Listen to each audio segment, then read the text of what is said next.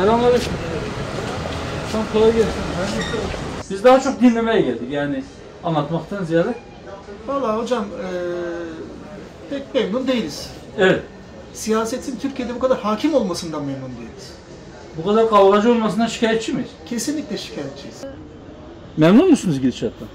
Tabii ki değiliz. Yani beklentimiz çok, isteklerimiz çok. Evet. Ama nasıl olacak, nasıl yapacağız yani onu da tam olarak. Mesela hangisini bizim dillendirmemizi, dile getirmemizi istersiniz? Sizin gündeminizde size göre en önceki sorun ne? Memleketin sorunu. Memleketin en büyük sorunu ekonomi.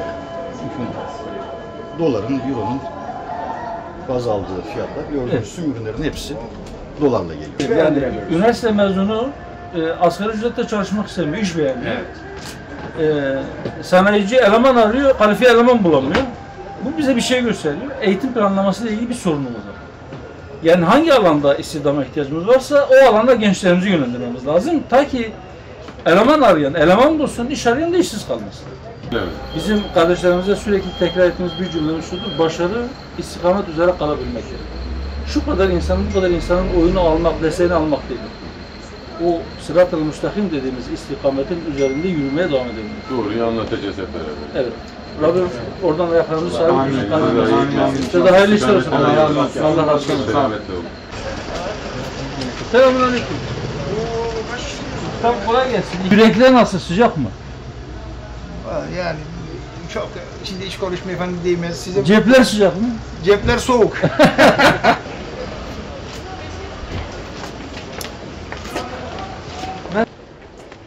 İşleriniz nasıl? İşleri bu ara çok durgun. Okullar açılacakmış diyorlar. Bu herhalde Okullar inşallah- açıldı, ilk haftamız değildi de şu anda piyasa durgun. Ama üniversite açılınca tabii biraz daha hareketlenir. İnşallah. Hı. Peki hayırlı işler olsun. Teşekkür edelim. Teşekkür ediyorum sağ olun. Hani şimdi amca dayı muhabbetleri var ya, işte amcan var mı, dayın var mı, o muhabbetlere getiriyor. Bu mevzular da çok dönüyor yani, ben onun farkındayım. Ben de geçenlerde esnaf kefalete başvurdum kredi için.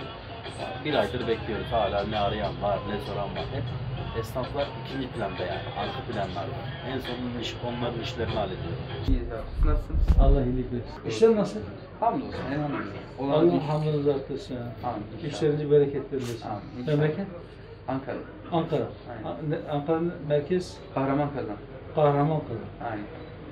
Gerçekten o isim yakışmış ona. Aynen. Değil mi? Doğru. Merak edersen Ödapar ile ilgili ödapar.org Hı hı.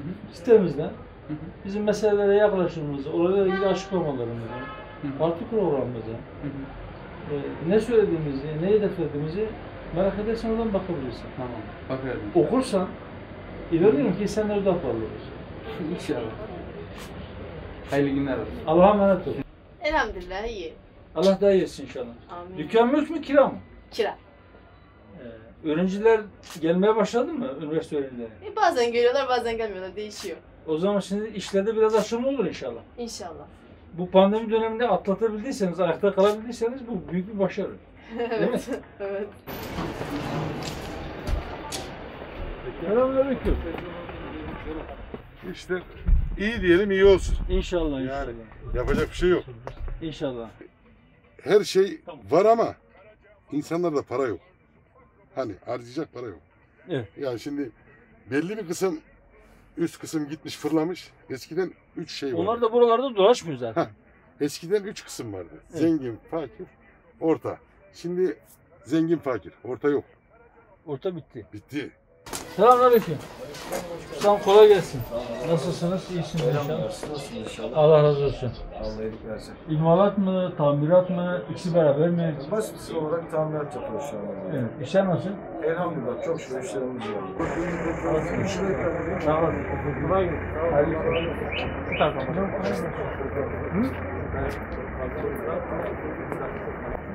Selamünaleyküm.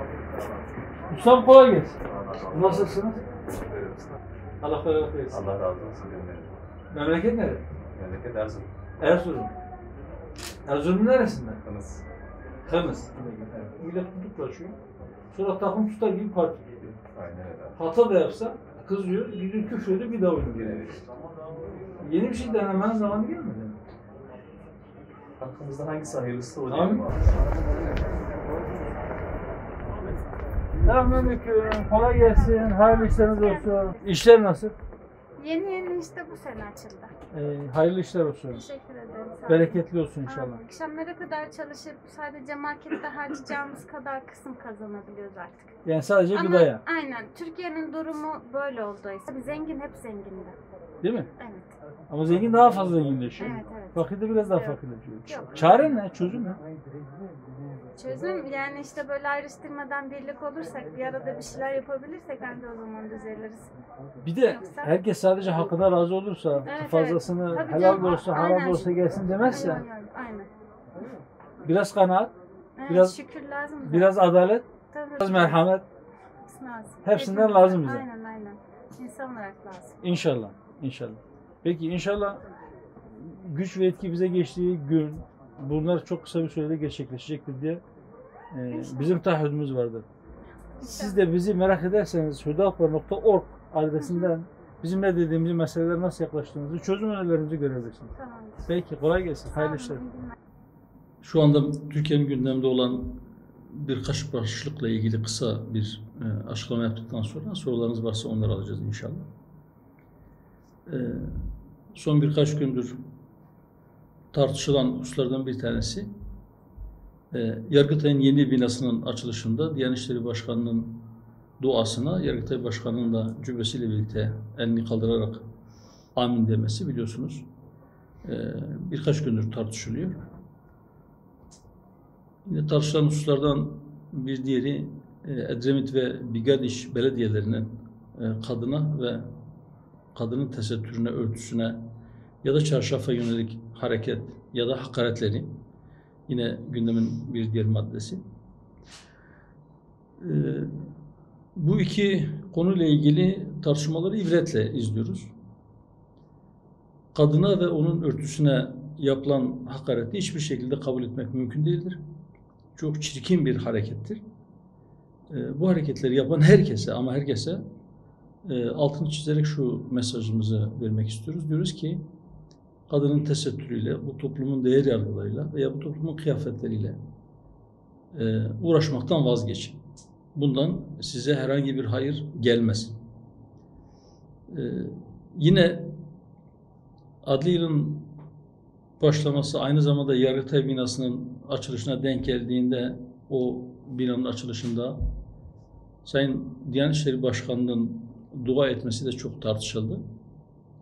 Yargının tarafsız olması noktasında bu tartışmalar yürütüldü ya da seküler bir hukuk sisteminde böyle bir dua ile bir açılışın olması yadırgandı.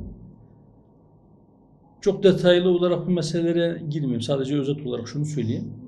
Bilenler bilir, daha önceki Yargıtay binasında ve bazı adliye binalarının önünde Yunan mitolojisinde onların o çok tanrılı politeist dininde adalet tanrıçası olarak kabul edilen Temis'in heykelinin varlığına bu Diyanet İşleri Başkanı'nın duasına itiraz edenler pek itiraz etmemişti.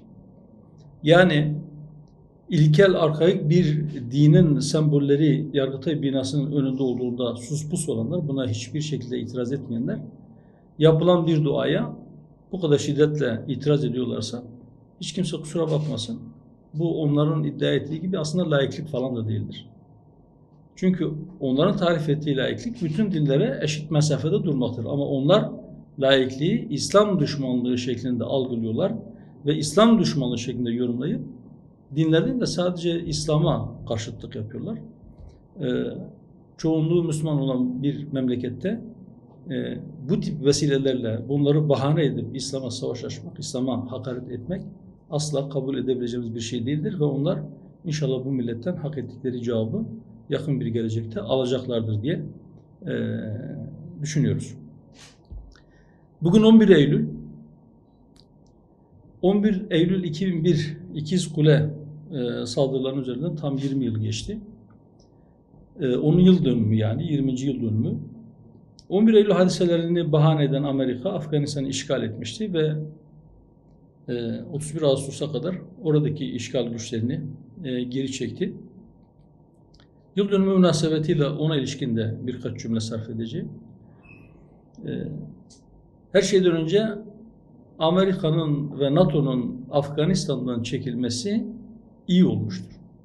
Çünkü Afganistan'daki ABD varlığı gayrimeşruydu. ABD orada işgalci bir güç konumundaydı. İşgalin sona ermiş olması elbette iyidir, sevindiricidir. Fakat orada ABD işgalinin sona ermiş olması tek başına yetmez. Daha önce de Sovyet işgali vardı. Sovyet işgalinden sonra Afganistan'da bir iç çatışma başlamıştı.